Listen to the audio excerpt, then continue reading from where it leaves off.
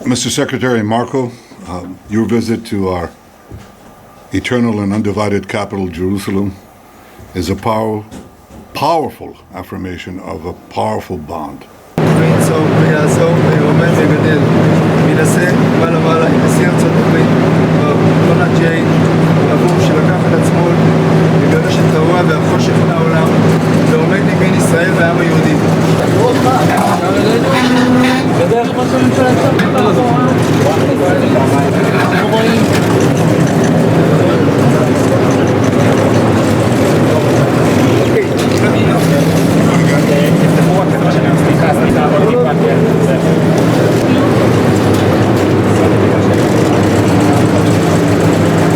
Marco Rubio and his wife, Janet. I think his visit here is a testament to the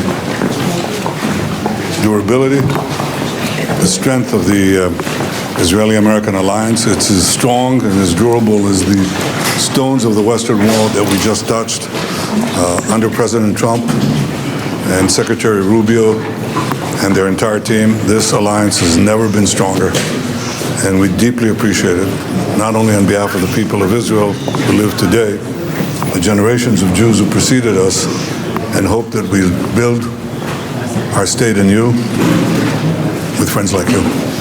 Thank you, Marco. Thank you very much. Thank you. Thank you for walking.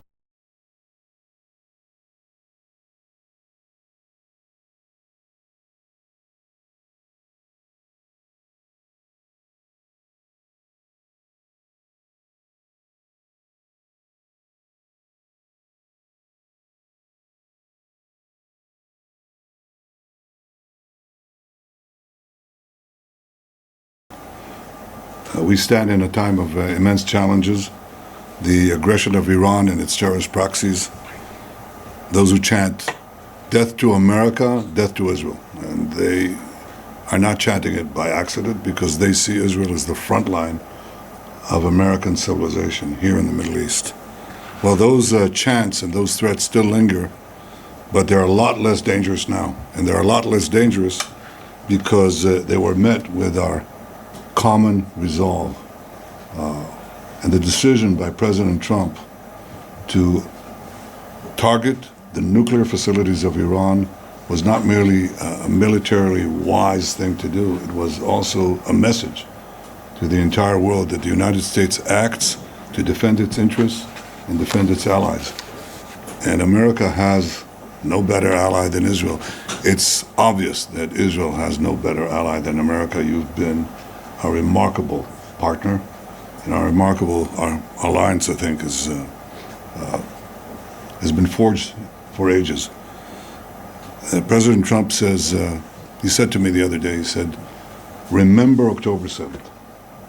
That's what he said. It's like, remember the Alamo, remember October 7th.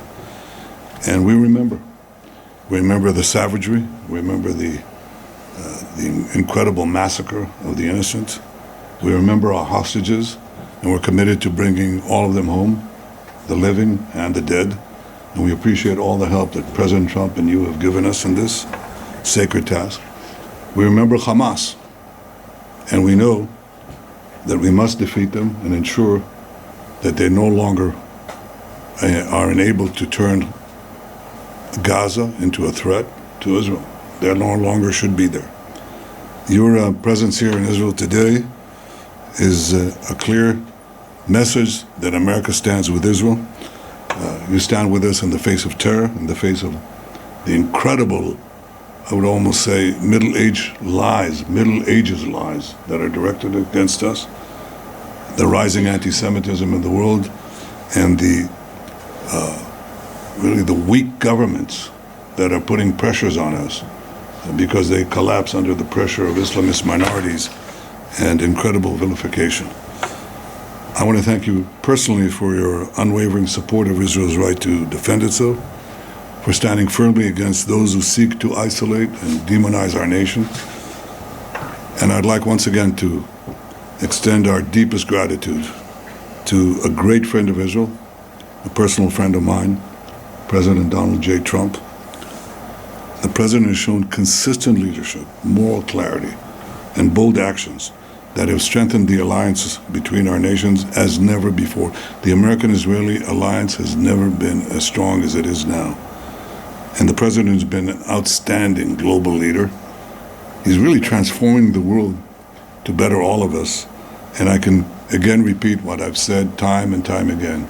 He's the greatest friend that Israel has ever had in the White House.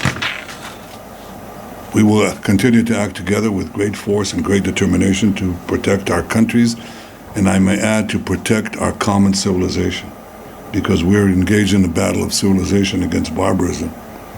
And the alliance between our nations remains as enduring and unshakable as the stones of the Western Walls we visited yesterday. We will forever cherish this friendship. And I want to say, Mr. Secretary, thank you. May God protect you, bless you, and bless your family. May God bless America. May God bless Israel. And may God bless our enduring alliance.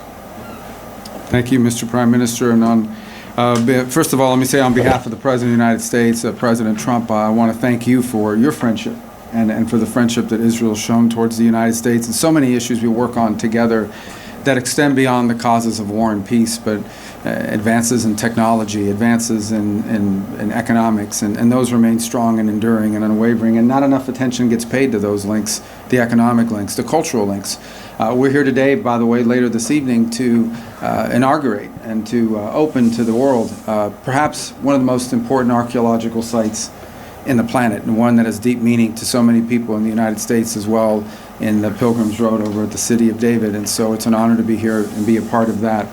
As far as the President's been clear on the ongoing issues in Gaza, and that is that every single hostage, both living and deceased, needs to be home immediately. Hamas can no longer continue to exist as an armed element that threatens the peace and security, not just of Israel, but of the world, and that the people of Gaza deserve a better future, one that cannot begin until Hamas is eliminated and until all of the hostages, both living and deceased, are home. And he remains committed firmly to that objective. And that's what we seek to talk about today, have talked about today, and will continue to talk about, and that is the road forward on how to achieve those things. Those objectives remain. Those objectives remain in place. Beyond that, obviously, we cooperated and were involved together just a few weeks ago on the issue of Iran and Iran's desire to possess not just nuclear weapons, but short and mid-range missiles with the capability of threatening our presence here in this hemisphere, in this region, and of course the safety and security of the Jewish state. But I would venture to say a threat that actually extends well beyond that, to the kingdoms of the Gulf, and eventually even into Europe.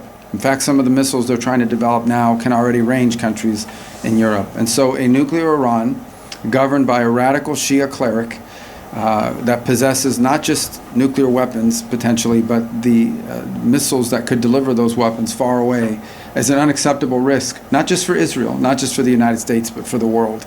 And that's why the President continues with our campaign of maximum pressure. There will continue to be maximum economic pressure on Iran until they change course. That's why we are encouraged to see our partners in Europe begin the process of snapping back sanctions on Iran. They are clearly out of compliance with what was already a flawed deal to begin with, and we encourage them to continue down that road. We 100% support that. That is exactly what needs to happen, and we remain firmly committed, as I said, to the President's objective, which he's been abundantly clear on, and I want to repeat. At the end of the day, no matter what has happened or happens, the objective remains the same, and that is all 48 of those hostages, both living and deceased, need to be home. They need to be returned. They never should have been taken. What happened on October 7th was an act of unparalleled barbarism, and what's happened since then have been repeated acts of unparalleled barbarism on the part of Hamas. Hamas needs to cease to exist as an armed element that can threaten the peace and security of the region, and the people of Gaza deserve a better future, but that better future cannot begin until Hamas is eliminated. That better future and that kind of peace is not even possible until the hostages are released, all of them, every single one. And so that's what we continue to be focused on. That's what the President wants to see happen, and that's what you can count on our unwavering support and commitment to see come to fruition. Thank you.